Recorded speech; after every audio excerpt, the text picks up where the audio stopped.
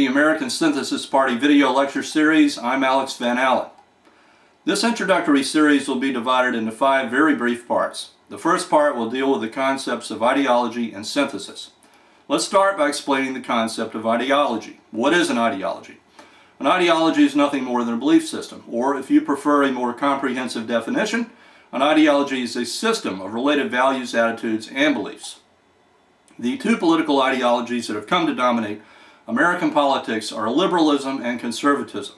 Briefly, liberals believe that government should have a more active role in people's lives. Conservatives believe that government should have a more limited role.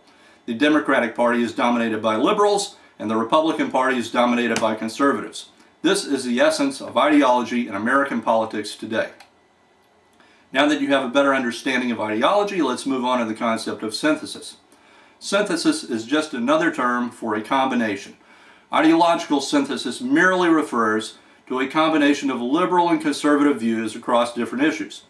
The concept of ideological synthesis is based on the belief that neither liberals nor conservatives have a monopoly on the truth, and that, depending on the issue, either liberals or conservatives may have the best arguments on their side. If you're truly a liberal, you must line up on the ideological left on every issue. If you're truly a conservative, you must line up on the ideological right on every issue. You are not free to move back and forth across ideological lines depending on where you think the best arguments happen to be on a particular issue. But, as a synthesist, you are free to move back and forth across ideological lines. You can adopt a more liberal view on one issue, a more conservative view on another issue, without violating your principles. As a synthesist, I am mainly concerned with finding and adopting those views that I believe will best serve the public interest over the longer term, no matter which side of the ideological spectrum they happen to be more closely associated with.